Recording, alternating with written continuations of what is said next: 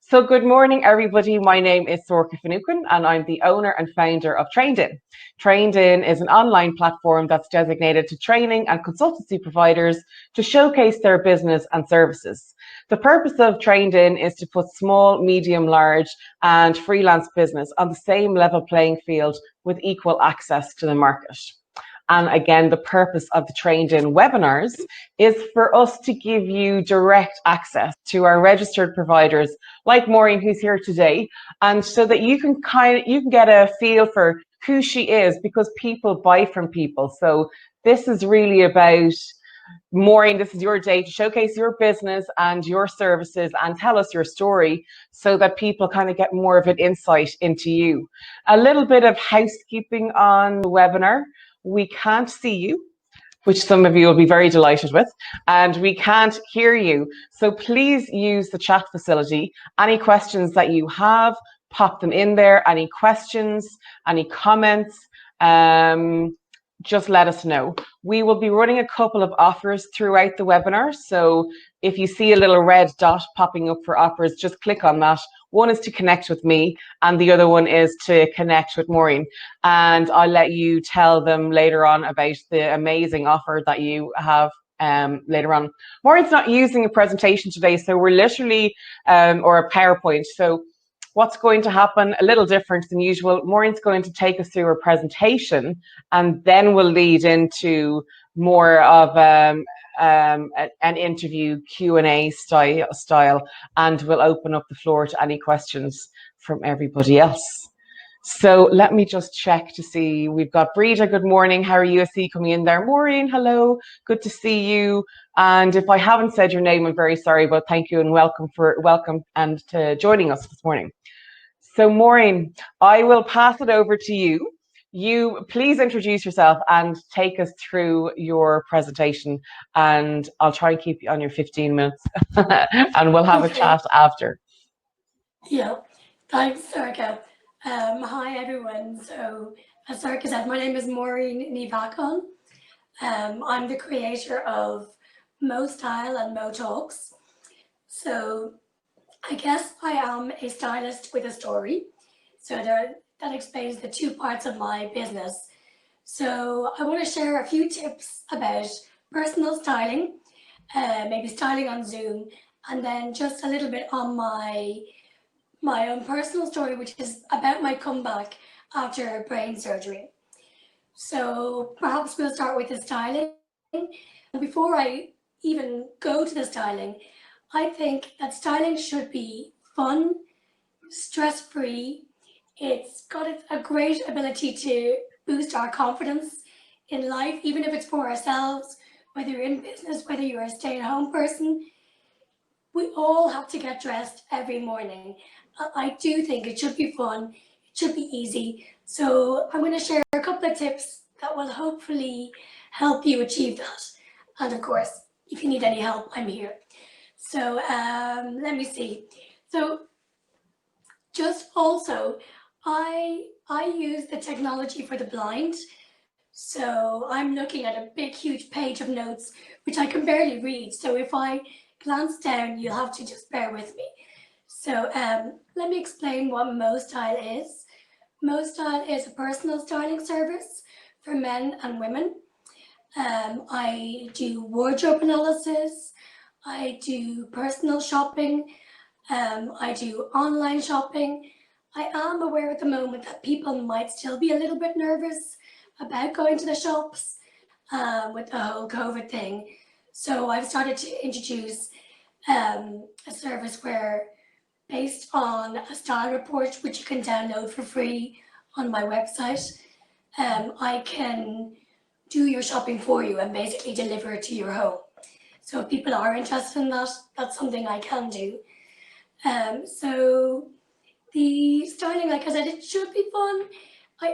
All sessions start with a style report, which basically helps you kind of get into the zone of what do you want your style to say about you? Is it capturing the essence of who you are? Whether you're going for a job interview, whether you're looking for a wardrobe update, or if you're going down to Cork or somewhere for your summer holidays, and you're trying to think, what are the little things, the key things that I need, or whether you're looking for something for a special occasion. So that's the kind of thing I do and that I help you with.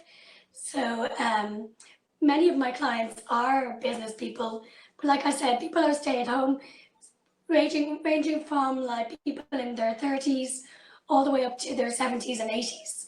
So no challenge is too big for me. And I absolutely love what I do. When I'm styling, I'm so happy. And I do think it's so important when you're styling to be able to really connect with the person that you're styling. And I do think listening is key.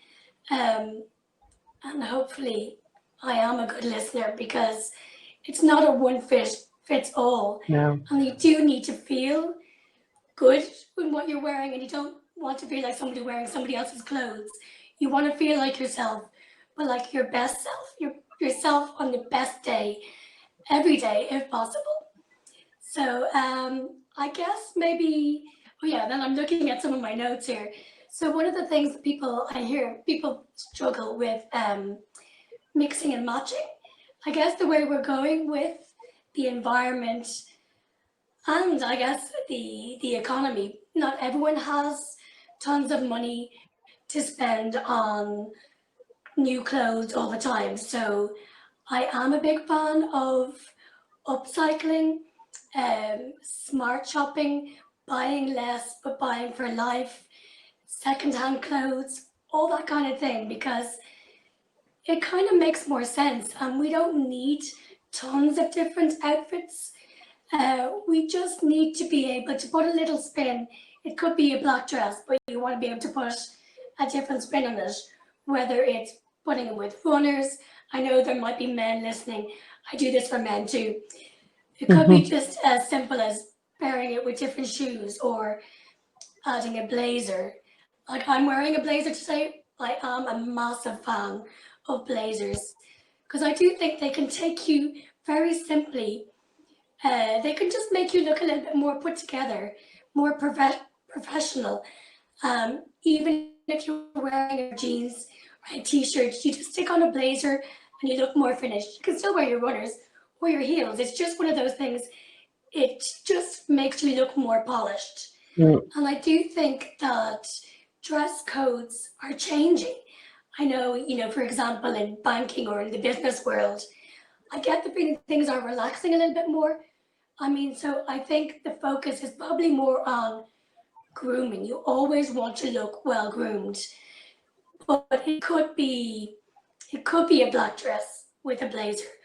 I mean, the days of, suits, okay, sometimes suits are called for, but often it's not necessary. So I do think it's all about looking good, feeling confident, like ready to knock them dead, basically. So yeah, with mixing and matching, it's like I said, you don't need tons of clothes. So when I do my wardrobe analysis, a lot of my clients say, "Oh, I wouldn't have thought of wearing those shoes with that dress or with that blazer or trousers." So I can help you mix and match what you already have.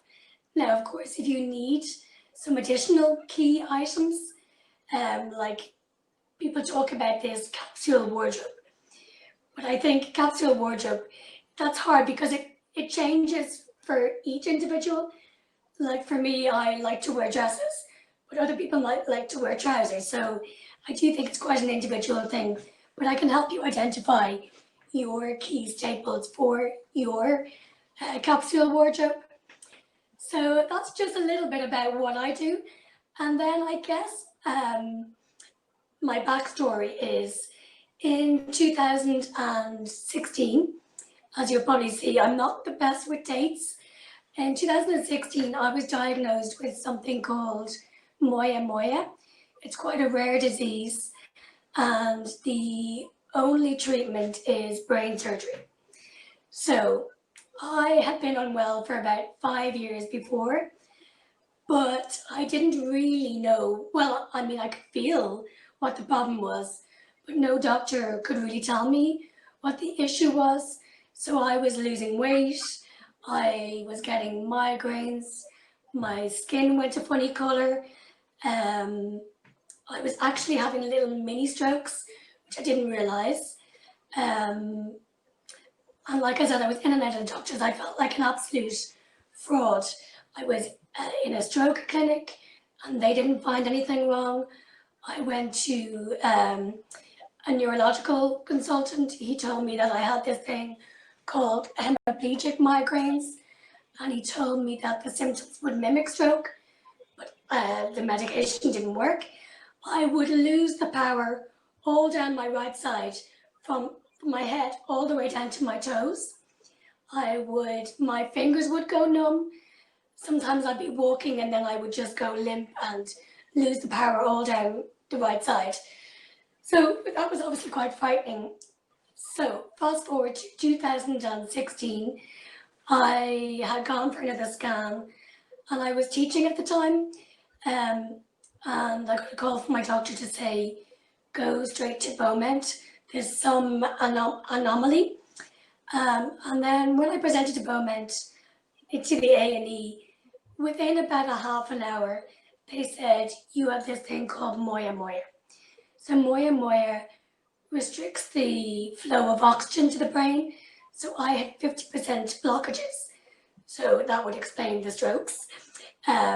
I had, let me see, like I said, with time, I had about a 9-month-old and about a 2-year-old. And I remember one day being at home with the two of them and wanting to say to the 2-year-old, can you please go get me a nappy? But when I went to say nappy, the word banana came out. I remember thinking, oh, I'm just really busy and I'm flustered and all that. But I still managed to keep going for another few years.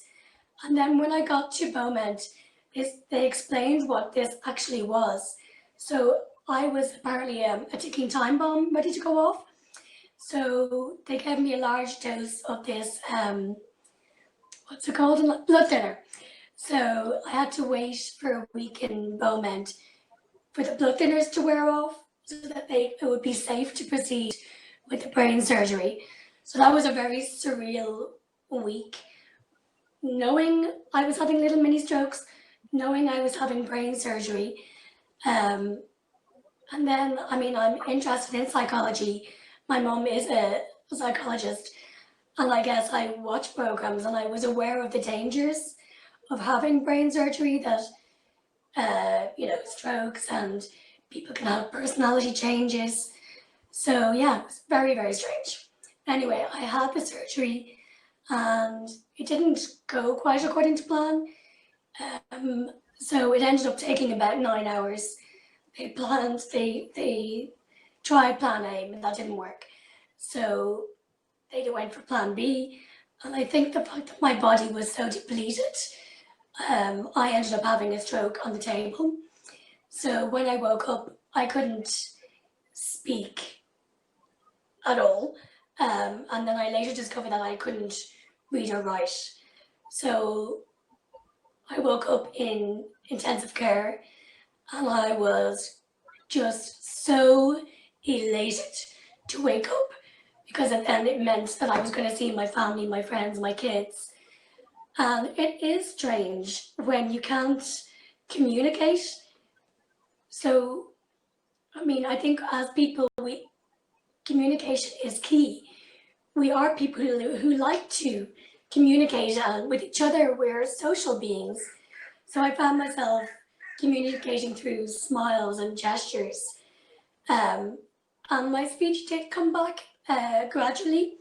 I spent a month in Beaumont. So I can't feel 3 of my fingers. I can't feel my face. But luckily I can still put on lipstick, do my makeup. So I'm lucky that the physical effects are not that obvious. And I do feel quite lucky, because I know a lot of people who have strokes, have struggle, walking, talking, all that stuff. So I am very lucky that way. So the doctors used to come around and hold up like a pen and say, "What's this?" And I'd be thinking, well, that's a pen, but I just can't tell you that. So my speech did come back. Um, and then while I was in the hospital, somebody handed me a fashion magazine. I've always been really into fashion, styling. I guess if I hadn't gone into teaching, I probably would have done. And now I'm trying to think of the word, fashion styling. But I think at the time I probably wasn't brave enough to do it because I was good academically. My sister and my brother are both creatives. But anyway, going back to the fashion magazine, I was handed it and I realized that I couldn't read anything. It just looked like shapes. So I came out of Beaumont after a month, came home, and that began my 2.5 years of learning to read and write and speech and language. Basically, I didn't know what A was, and I didn't know what 1, 2, 3 was. They were like alien concepts. So my little boy, who was, I think he was around 3 at the time, was saying, "Mum, you know what's 1 and 1?" And I don't know what you're talking about. They were completely alien. So anything to do with time, dates, number, they're all gone. So I do think the brain is quite unbelievable. And I do believe in not limiting anyone in life because you never know what somebody is capable of.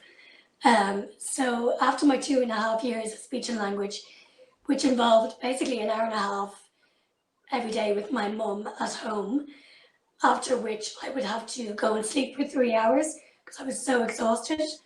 And I think learning is quite exhausting, no matter whether you're a fully abled person. When you do a course, when you're talking to somebody, when you're learning something new, it is very exhausting, but it's also exhilarating and it's so rewarding. So after 2.5 years, I decided that I wanted to kind of get back to my life. Sorry, can you give me a nod, will you, if I'm No, going I'm way just over time? intrigued. No, you're fine. Keep going. No, I just don't want to go over time. You're- I decided that I wanted to try and take control of my life again. I can read and write now, but I can't read for pleasure anymore. And I studied English and French in college, so I absolutely love to read. But like I said, now I'm more of a TED Talk follower or an audiobook listener. So I had to just make a decision. Although, to be honest, the decision was already made. I was never going back to teaching. I think when something like brain surgery happens, it just makes you see life in a different way.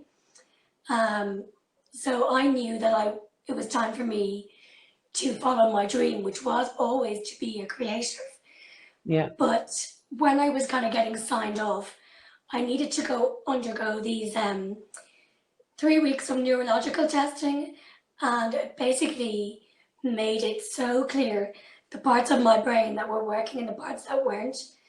And that was very difficult because seeing it in black and white, seeing your strengths and weaknesses in black and white is quite something. But I guess what I decided to do was to go with the parts that I was good at. I'm really good visually. I'm a good listener. Maybe not so great with the whole maths, reading, writing thing. So I finished my speech and language, and I was still kind of in rehabilitation. So I wanted to be useful. And my daughter does gymnastics, and I used to be a gymnast. So I took it upon myself to do a gymnastics course, which was difficult because I couldn't read or write. But I've met a lot of people who are willing to work with me. I also did a mindfulness course, which was amazing. And I guess that helped me kind of ground myself and to not really sweat the small things. I guess my philosophy is we have one life. I'm not religious, I know some people are, but I do think we owe ourselves to live our life to the full. So I did those things, and then after a while, my sister helped me write a letter to Dress for Success. They are a worldwide organization that help women go back to work. So they took me on as a stylist, and I absolutely loved it. It feels like within the first week, I decided to start my own business as a personal stylist. I still volunteer with them once a week, but I started doing that's where Mo Style came about, and I absolutely loved it. So with a lot of support from my brother, my sister, my husband, technology is not my forte, but I love styling. So I started that way. I joined some networking groups, and for me, it was really word of mouth, and then it has basically grown, um, and I'm loving it. So, and then a lot of my clients were saying, you have this story, you know, maybe you should tell it. And I'm not shy about telling it. I am a bit of a Moya Moya advocate and a stroke advocate. I've been on Ray Darcy. I've had an article in Image magazine. I've had an article in Hot Press. I've been on the television. So I wanted to tell my story for other people people who've had stroke, Moya Moya people, or people maybe who are at a juncture in their life and they are like me and they've never run a business. And so that I could maybe share what I've learned. So that's when Mo Talks was born. So my first talk was in Google. I did a lunchtime talk where I basically shared my story, more or less what I'm doing here. And Google were interested in the whole technology side of things. So we focus on that. But I guess what I want to focus on here today is kind of really knowing your strengths and weaknesses. I know a lot of people listening have started their own business, so perhaps this is obvious to you, but I sometimes think we are very slow to ask for help. And if I had not asked for help and support, I wouldn't be where I am today. And I do think, obviously I'm not recommending that you go and get neurological assessments for 3 weeks, but simple things like thinking of someone that you really admire and think of their strengths, their business strengths and weaknesses, and say, if you could find somebody that you respect, that you trust, that you could truly ask them for honest feedback, it may help you shape your next steps. So I guess that's some of the things that my talks, I talk about resilience, I talk about my journey, I talk about being your best self, whether it's confidence or styling, and really about knowing your strengths and weaknesses. So those are some of the things that I cover. So I don't know, Sorcha, have I gone over my No, time? oh my God, I was just so engrossed in your story and what you've been through, Maureen.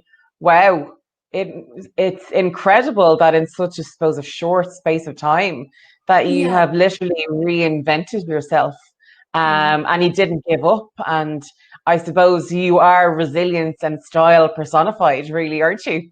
Well, I think after this COVID, so many people, our resilience is being tested, Yeah, particularly at the moment, but it's always being tested. And I think probably in business, it's probably being tested even more. yeah. I don't know if you would agree, Sorcha. Oh, absolutely. COVID for me, there hasn't been a spare minute in my life for the last couple of months. I know other people are at the other side of the scale, but I suppose not getting out, not being able to go to the shops. Shopping is a completely different animal now than it was beforehand. So you could potentially have a business model now that everybody wants because I'm never going shopping again, that's for sure. It's also something for me, what you were saying, that to have key items and shopping should be fun and it shouldn't be stressful. I'm like in the morning, what can I put on me that I don't need to iron, kind of thing. So it's and having a plan for what can I wear that's going to be business professional, make me look together, but it's going to be nice and cool because I'm melting in my office, Yeah, that kind of thing. yeah, yeah, Um, but to have the styling for Zoom, amazing. It was only when I did a couple of webinars and I looked back on the replay of them that I was like, what you're wearing is a disaster, because it totally took away from all of the first couple of Zoom calls that I did. So I changed everything. I wear a blazer on every one. mm, And well, we have the blue in the background, but it's a blazer and whatever underneath for every single one. If it's black, brown, navy, whatever, if the blazer yeah, changes, but the style stays the same. yeah. But yeah, but how are you now, Maureen? Everything good? Yeah, everything's good. I guess the oxygen is flowing now, so I mean, Great. yeah, so health-wise, I'm great. I mean, I Mm, have ongoing struggles. Um, I would have been a real goer or a doer, and I'm I'm not. I am still a goer and doer, but I have to ask for help a lot. I which I wouldn't have done as a younger or growing up, but I have no choice.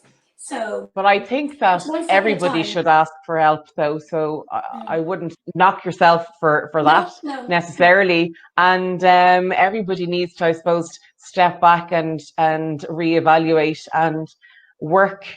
Your life isn't just about work, I say No, to myself. But no. what did you teach before this all happened?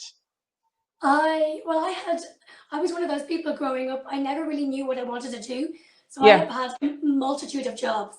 I worked in a music management company. I Oh, worked as a project manager, and then I worked in a restaurant. I was a I can't think of the word.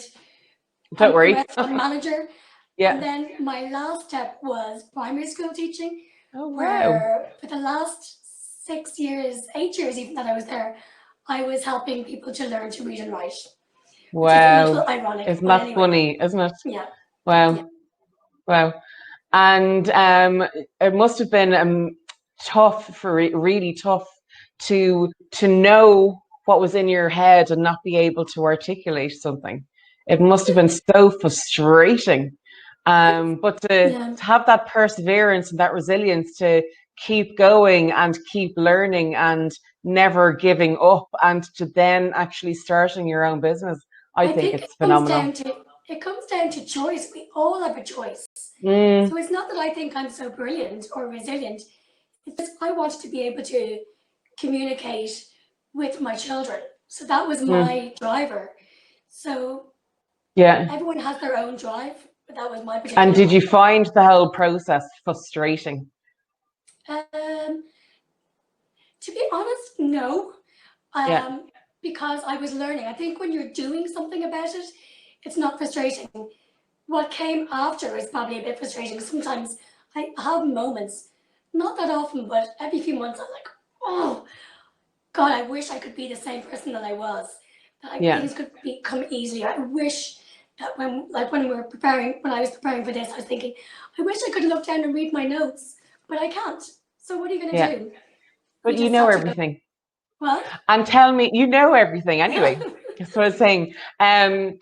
So in terms of Mo Style then, what's your process? How does it work if you have a new client, how does it work? Where do you begin? Or is it different for people? Usually it begins with a phone call. Mm, A lot of people find me on my website, but I think it usually ends up with a phone call. So then we'll have a little chat, and then I will send them direct to the style report, which basically helps me and the client to get to the nub of what it is they're actually looking for. So it's a mm, kind of a it's a there's a mixture of things. So it's phone call, the style report, and it depends obviously if it's a wardrobe analysis, uh, it'll still do the style report. And then if it's a wardrobe thing, we go and we do, they usually take about 2 hours and we look at absolutely everything. I take photographs only for me and the client. They get deleted afterwards, but the client will have a photograph, a record of the outfits. And then for the personal styling, again, with the style report, and then we decide what are the pieces the person's looking for. Zoom, they basically all start with the style That report. sounds, yeah, I must have a look at that. Although if you Yeah. wanted to do analysis of my wardrobe, it'd take you 2 days, not 2 hours. Well, no, you know what you like. Oh, I know what I like. It's just a matter of finding it. Yeah. So do you work across high street and then boutiques and Yeah. then work across people's budgets? So it Yeah. depends on what somebody is looking Absolutely. for. Yeah. Yeah, Yeah. I amazing. won't.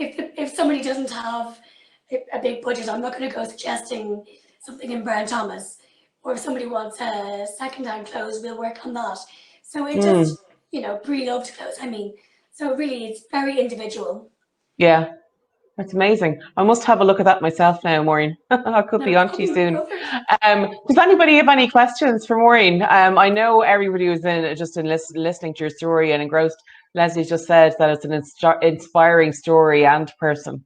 So I'm sure you hear that a lot, Maureen. I know we've gone a little bit over time, but not too much. So don't panic. It's only 4 minutes. And it was absolutely lovely to have you here. And I have your offer is up there. So if anybody wants to get in contact with Maureen, just click on offers and click on the contact Maureen element, and it'll bring you straight to her website. So you can look at the styling. What was it called? The styling. Style report. Yes, style Yeah. report. So you can look at that there, and you can get in contact with her directly. Is there anyone who cannot be styled or difficult to style in particular? Leslie's asked. No. No. No. I mean, because it is so individual. I know that some people. I mean, if I do. Sorry, another thing I should have said is I do think it's important to be able to pinpoint the parts of you that you really like and accentuate them, make the most. So we need to be able to know our style, know our shape, and work Yeah, with it. But no, I don't think there's anyone that I can't style because everyone, we all have to get dressed to go out, so everyone needs to be able to we be do. styled. We do. And sometimes I'm finding it increasingly more difficult as the pounds creep on, because for somebody curvy lady like myself, it's not as easy. Yeah, Well, I know other people might disagree at the same time, but you never find anything when you're looking for it, which is just Murphy's Law. yeah. But it could be great to get somebody else's opinion, because what you think looks great on you might not necessarily, it might look great on you, but it might not be the best thing, or there Yeah. could be something better. Or And one of different the things colors I and do, different shapes. Mm, one of the things I do is I find like I can find the clothes in your size based on what it is you're looking for. but isn't it crazy? Like, all of these different places have the same size, and the same size is completely different in Yeah, so many different places. yeah, I ordered something online the other day. I won't tell you how many XLs were on it, but when we got it, it didn't fit my friend who was a size 10. So we'll see. Um, what are we? Anne Marie says, delighted to hear you are a volunteer mentor with Dress for Success, a great organization that supported many women that have referred to from County Mayo as they prepare to return to work. Iona says, is your style based on your body shape or your personality? I That's a good think question. A bit I of both, think is my it? personality. Oh, Um, yeah. sorry. Yeah, No, that's correct. It was it's yeah, your style. yeah. I think it is my personality, but obviously then, like I don't have a chest anymore, so I'm small chested, so I take that into consideration when I'm styling myself. Or Yeah. like I used to be a gymnast, so I don't particularly love my thighs, so I camouflage the bits that I don't like. So make Yeah. the most of the parts that you do like. Yeah. I mean, it's simple. It's funny. It's the grass is always greener. People with flat chests are like, I want big chests, and I'm like, a big chest. I'm like, you can have mine. Um, Maureen, you said, do you include your hairstyle advice or just clothing? Yeah, because your hair looks amazing. It does. It just looks like. How long did it take you to do that? It looks like it should have I taken don't do ages. anything to my hair. Do I you just not? have a product. I have kind of curly hair. If I want it to look good, I go to bed with it wet and with a towel around it, and then I just put a little bit of product on this morning. So I can Oh. do stuff hair. If you've got curly hair, I can help you with that. Yeah. But would you, when you were doing a style for someone, would you make a suggestion on what their hair should look like as well? Not necessarily. Sorry, you froze there, so I couldn't hear what you were Oh, saying. sorry. When you were working with somebody on styling, would you give them direction on what way they should wear their hair with a particular outfit or something like that? Only I guess if they asked about the hair, Yeah. because it's not my area of expertise. But if somebody, and it has happened a couple of times, when people Mm, are talking about, so maybe if you're talking about accessories, then maybe the hair thing might come in. But I wouldn't say it unless somebody asked me.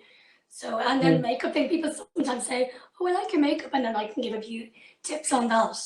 But really, I'm styling, I guess. But I've no Yeah. problem just giving my limited knowledge of that. I need some makeup advice. I look so the same. But anyway, I don't use any of those blushers or anything. So yeah, it just I need You some look help with that. beautiful, Sergio. Oh, Maureen, stop it. I'll definitely be getting on to you for some advice myself. I need it, but I don't think there's any more questions coming from the floor, so we might wrap it up. Do you have any parting words that you'd like to share with everybody? I guess live life. Don't let anything hold you back. That's Yeah, really it. I think they're great words of advice for everybody. And live in the now, as they say. Very Maureen, it hard was sometimes. oh gosh, tell me about it. It was absolutely lovely to have you here today, and I'm absolutely delighted that you came on and gave us your time. And you are an inspiration, and I'm sure you give so much hope to other people who have gone through strokes or who have family members who are in similar situations, because what you have come through is just phenomenal to where you are today, and you look fabulous. Um, and last questions in there. Thank you very much. Very inspiring.